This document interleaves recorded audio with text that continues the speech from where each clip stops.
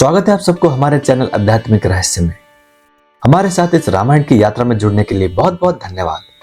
अगर आप पहली बार हमारे चैनल पे आए हो तो प्लीज चैनल को सब्सक्राइब जरूर करें। तो चलिए शुरू करते हैं। अयोध्या कांड 51वां सर्ग। निषादराज गुह के समक्ष लक्ष्मण का विलाप। लक्ष्मण को अपने भाई के लिए स्वाभाविक अनुराग से जागते देख निषादराज गुह को बड़ा संताप हुआ। उसने रघुकुल नंदन लक्ष्मण से कहा, तात राजकुमार, तुम्हारे लिए यह आराम देने वाली सैया तैयार है। इस पर सुखपूर्वक सोकर भली भांति विश्राम कर लो। यह मैं सेवक तथा इसके साथ के सब लोग वनवासी होने के कारण सब प्रकार के कलेश सहन करने के योग्य हैं, क्योंकि हम सबको कष्ट सहने का अभ्यास है। परंतु तुम सुख में ही पले हो, अतः उसी के योग्य हो, इसीलिए सो जाओ।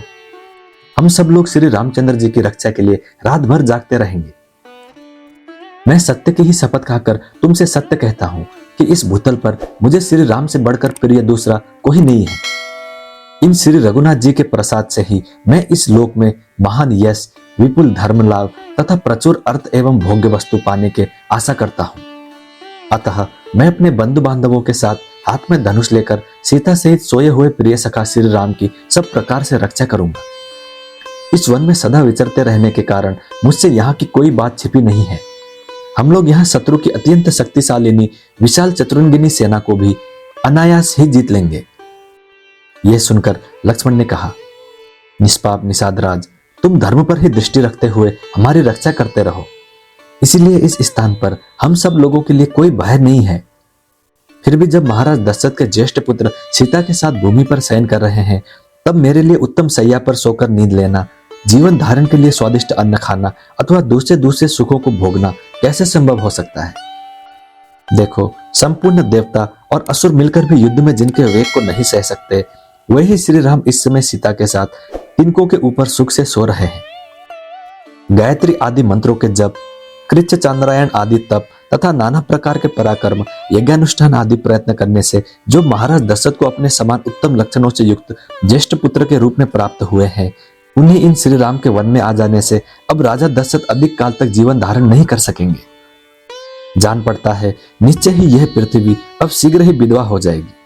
तात रनिवास की स्त्रियां बड़े जोर से आर्तनाद करके अधिक श्रम के कारण अब चुप हो गई होंगी।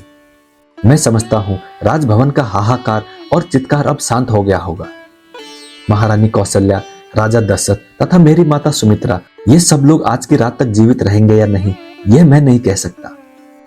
शत्रुघ्न की बाट देखने के कारण संभव है मेरी माता जीवित रह जाए, परंतु यदि वीर जननी कौशल्या श्री राम के विरह में नष्ट हो जाएंगी तो ये हम लोगों के लिए बड़े दुख की बात होगी।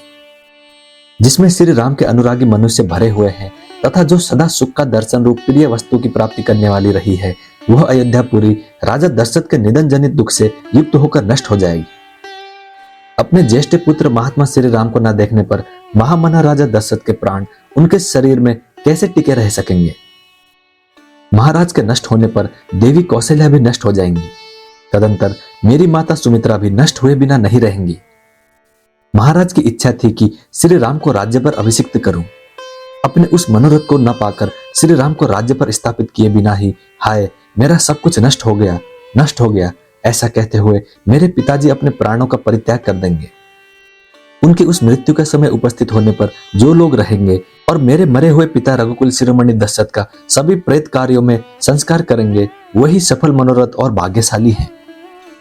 यदि पिताजी जीवित रहें तो रमणीय चबूतरों और चौराहों के सुंदर स्थानों से युक्त पृथक पृथक बने हुए विशाल राजमार्गों से अलंकृत, धनिकों की अट्टालिकाओं और देव मंदिरों एवं राजभवनों से संपन्न, श्रेष्ठ वारांगनों से सुशोभित, रथों, घोड़ों और हाथियों के आगमन से भरी हुई, विविध वाद्यों की ध्वनियों से निनादित, समस्त कल्याणकारी वस्तुओं से भरपूर, हृष्टपुष्ट मनुष्यों से सेवित, पुष्प वाटिकाओं और उद्यानों से विभूषित तथा सामाजिक उत्सवों से सुशोभित हुई मेरे पिता की राजधानी अयोध्यापुरी में जो लोग विचरेंगे, वास्तव में वे ही सुखी हैं।